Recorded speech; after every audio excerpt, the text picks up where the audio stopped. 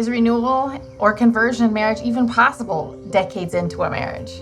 We love this conversation when it comes to conversion because it's something that we need to really be committed to as a couple. We need to be committed to growing as individuals, but also primarily as a couple.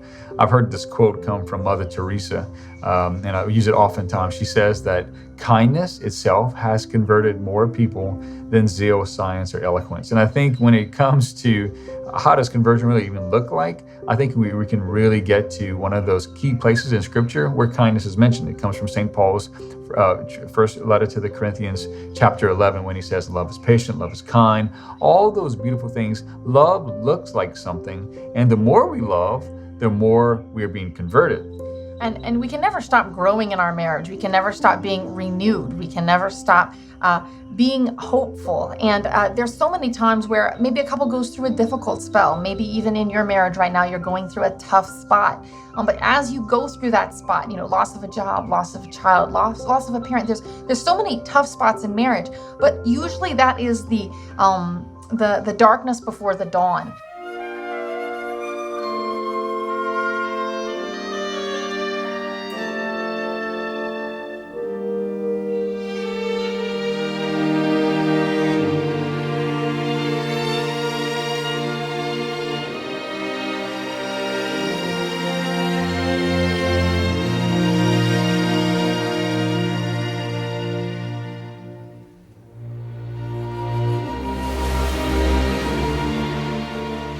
And you have to push through. And when you come out the other side, it's like your marriage has taken on a whole new meaning. And I know for us that there after just difficult times, we push through together, and there's more togetherness between us. There's more ability to grow together towards each other, but also towards God. In our own conversion, I guess, in our own opportunities for growth, I think there are two words that really come to mind for me. It's really commitment and choice.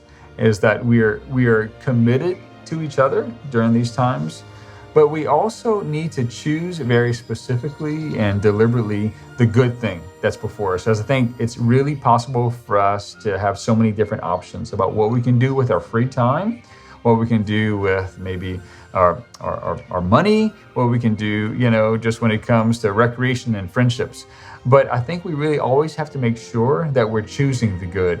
So you'll see with the 4 couples today that we're showcasing how they have chosen and the choices they've made over and over again, from those that engaged, to newly married, to those that are in a mentoring role, and to that kind of final, that grandparent role in life. But they chose and they were committed to something which led to a deeper identity as a couple in Jesus Christ. So stay tuned, walk with us, join us as we talk to these beautiful couples about how they grew in their relationship and that we never stop growing.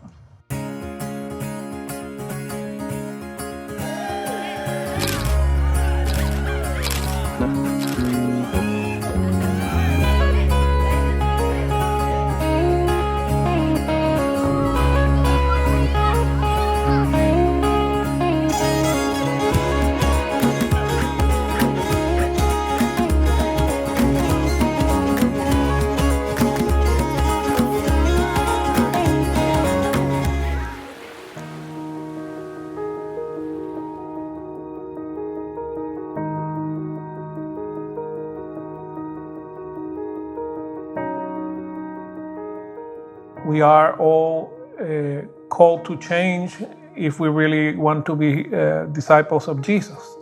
We cannot stop. There's always something, some new turn, some new change that should lead us to a closer relationship with Him and lead us to more holiness. There's a lot to be said about that, about renewing and about constantly growing and pushing ourselves towards holiness. And I think it starts at the start and continues from there. It doesn't stop at the start. So we are different people than we were 22 years ago. I mean, we've had different experiences, different ups and downs. So we've grown through that. Growing is something that keeps you going.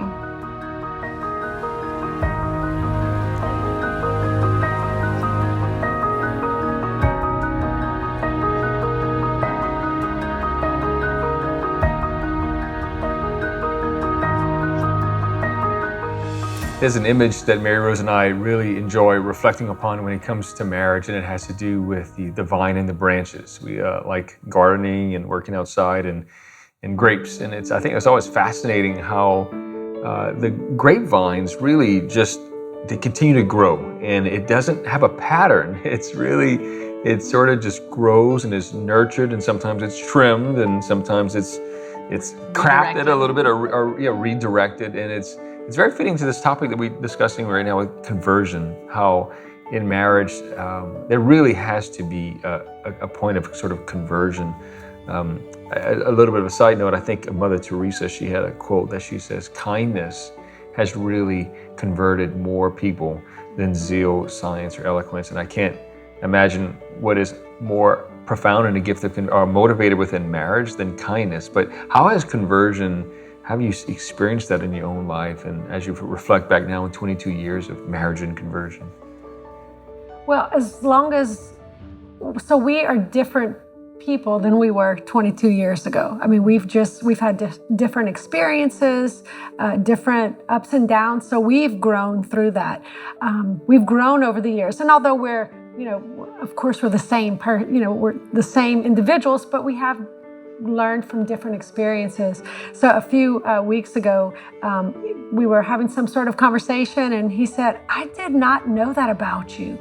And I said, yeah, I don't even remember what it was, but I said, yeah, can you believe that? And then I was so happy that he learned something new about me that maybe just never came up in conversation, but it made me so happy that I got to share something new.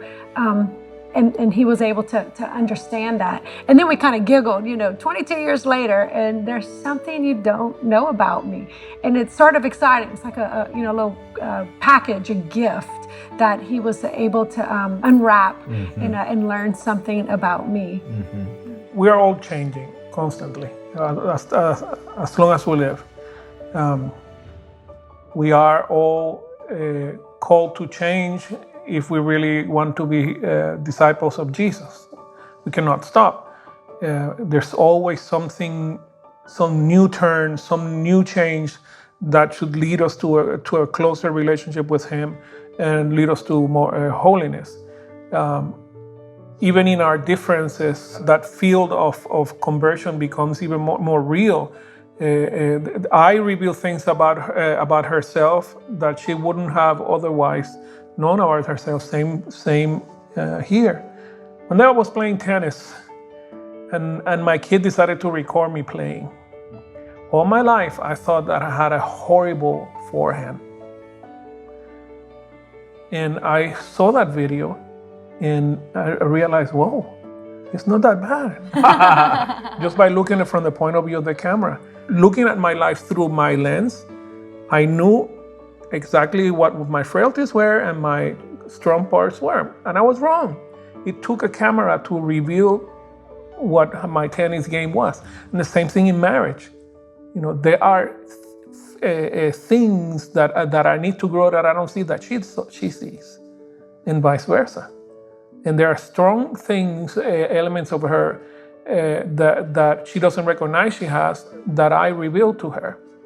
And ultimately, the awareness of these things that we need to grow, or that we need to be thankful for, comes about through marriage. Yeah, I think there's a lot to be said about that, about renewing and about constantly growing and pushing ourselves towards holiness. And I think it starts at the start and continues from there. It doesn't stop at the start. And I think our engagement's kind of a good story for that. Our engagement heavily involved St. Louis and zeal, which we're actually fortunate enough to have with us here in the reliquary. Tori had always had a devotion to St. Louis and zeal. I knew about this, and when I was studying in Belgium at KU Leuven, Tori came and visited me, and I planned during that visit to propose to her in Alençon, France, where Louis and zeal were from. And I found out through looking at their story and looking at them, I found out that there's a bridge that crosses the River Sarthe where Louis and zeal met. And Zaylee, she heard in her mind, this is the one I have prepared for you, when she first saw Luis. And it's there that I proposed to her. I explained this story that I'm explaining to you right now, and got on a knee and asked her for her hand.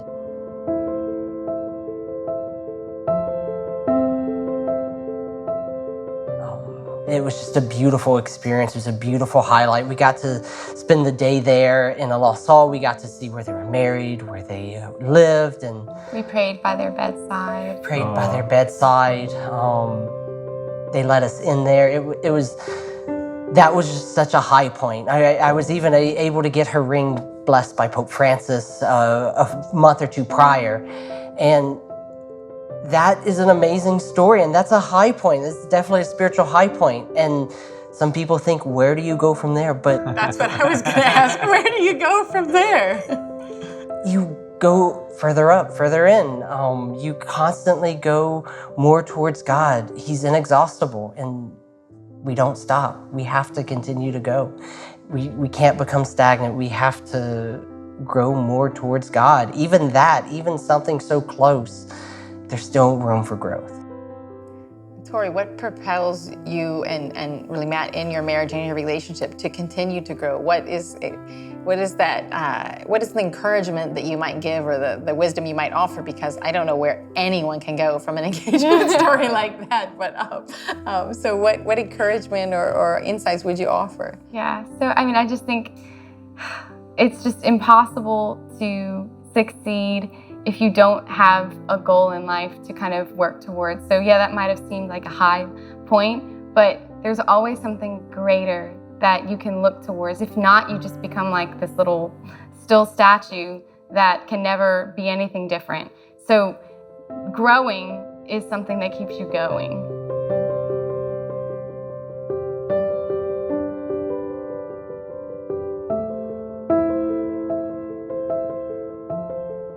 Conversion is an ongoing opportunity within marriage, and something that we have to be called into conversion. We have to continue to grow, because we don't want to get into a place that's stagnant. But I think there are key moments in our marriage where, we grow a lot, or we realize a lot. And Glenn and Cindy, kind of a personal story, a story about of a conversion, of maybe a deepening of faith, a reversion in your marriage. Can you speak about that? Yeah, Cindy, like we had mentioned earlier, Cindy and I had always been involved in the Catholic faith even before we met, and then continued on in our early marriage. We practiced NFP, but after our third child, Cindy had some issues with varicose veins, and her doctor kind of scared us about maybe having more children, and we just kind of in fear and without getting direction, we jumped into a decision where I had a vasectomy. I was sterilized after our third child, and we still continued with our Catholic faith, and we were committed, but that's a big deal when you cut off God from your fertility, and so it was something that affected us. It affected our relationship, even though we maybe couldn't articulate it at the time. But and so God was working on us, and eventually we said we want to put things back in order. It seemed like a key word you said was that there was a fear you had, and so it was the conversion and the healing, some of that fear just being taken up by God. Yeah. Right. It's just definitely. Yeah, fear is not of God, and, sure. And so you come to a point where you just trust and you just give it to God, and then just the realization of all that we were missing out on after years in our physical intimacy. And not having that openness to life, we began to see that it was just becoming just an act and not a life-giving, love-giving embrace. But it took and it's kind of like, it was just kind of like eating us from the underbelly without us even realizing it. And then coming to that realization of what we did and what we've been missing out on and the gift that we threw away, it was really devastating. And so this great remorse came over us. And that went on for a while until we were directed to a way that we could afford to have the reversal. Was there a moment that you felt there was like a breakthrough in joy? And when you know, is there something you can look back and say, wow, that you're feeling like reconnected with each other and with God, you know? In addition to the reversal, but was there, you know, something else happening? Yeah. I think the big joy was when we realized that we were fertile again, that God had. When you found out you were expecting your fourth child. Well, it was actually before that. It was a miscarriage. We didn't know that we didn't want to know if we were fertile or not. Yeah. We just was like, God, we've done what we can. It's up to you now, and we just kind of forgot about it. And then she had a miscarriage without even realizing I was that she was expecting. And so it was sorrowful but joyful, if that makes any sense. I mean, the sorrow was that we had a miscarriage, but then the joy was that we're fertile again. A tangible sign of His mercy. And I just wanted to say something about we had sought forgiveness for the wrong that we had done, and we knew we were forgiven, but we just felt led to do the reversal, to do everything in our power that we could to put things back to the way that God had designed it, everything that we could do, even though it wasn't necessary for us to do it spiritually. We just felt like that was a step we needed to take, whether it meant more children were coming or not. And so that tangible sign of His mercy through that miscarriage was big. And then a few months later, we did conceive our fourth child. And then there were a few others after that. Yes. Thank you. Yes. I feel that sometimes too, how would you even know if you are being converted? How do you know that you're a different person now than you were 22 years ago? And I think it's sort of this rootedness, is that you're by default, you're thinking about your marriage, you're thinking about your family, your children, your home, and what's going to make that sort of thrive. And so it's, I pick up what you're saying in a very personal way. Does that make sense? You know, you're going back to, you feel just connected, like the vine and the branches. You know? And it's, I think, just for us as a couple, and that I will say to Ryan, wow, you're so much more patient in this particular area than you were. And he's like, well, what are you comparing it to? I'm like, 5 years ago, 10 years ago. Like, in this particular situation, this is like, this is a more virtuous response. This is, and Ryan's like, well, thank you, but it takes a spouse sometimes to notice how far we've come and point that out to us. Close to my father's death, probably the last year, my mom confided in me, saying, I didn't realize how much I love your dad. Like, she's close to her 80 years, and she's still discovering things about him and about herself. And so it's just a proof that we're always changing, that we are always in need of conversion,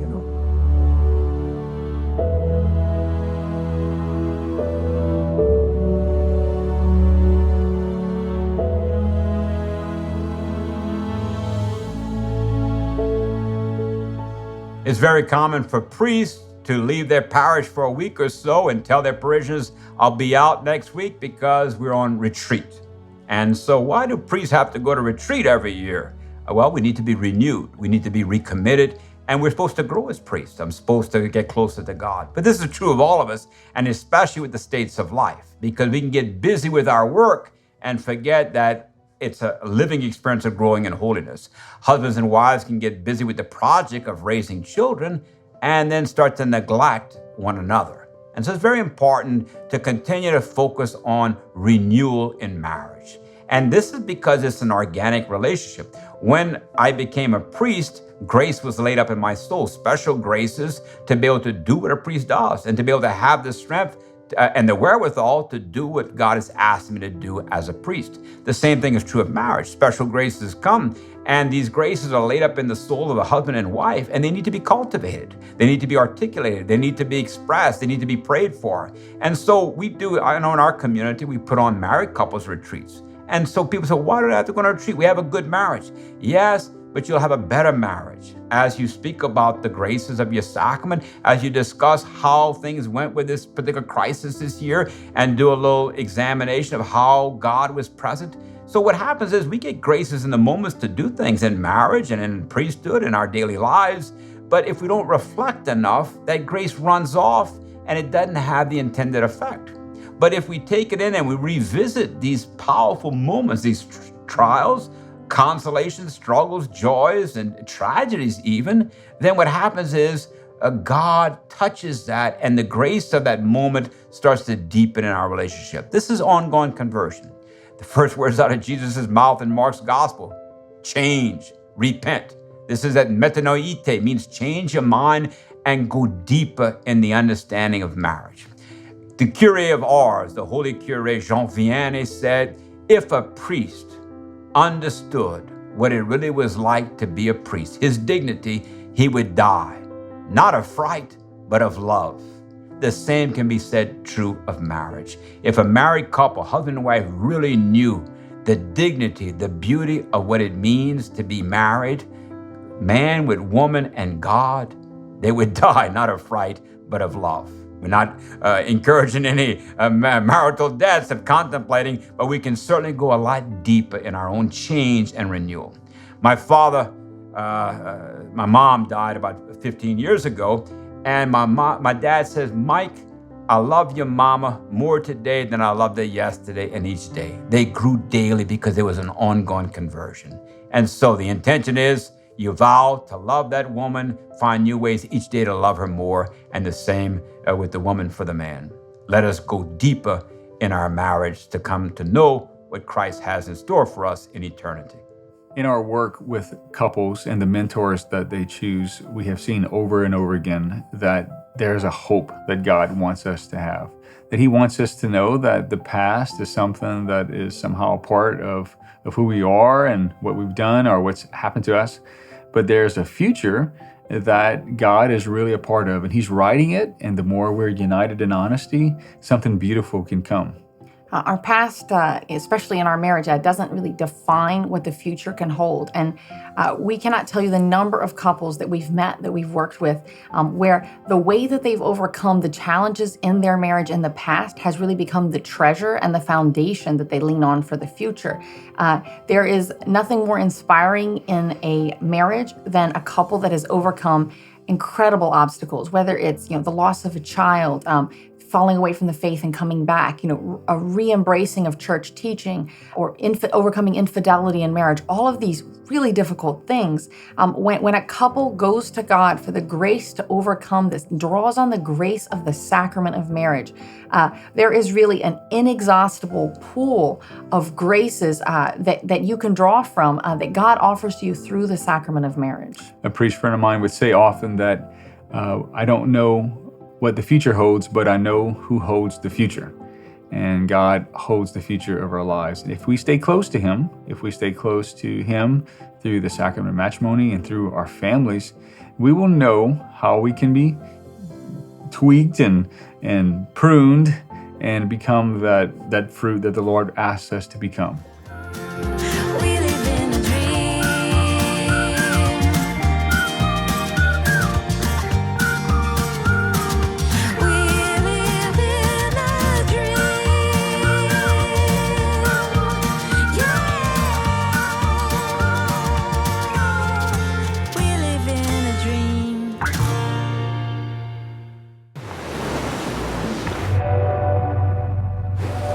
Are you searching for answers?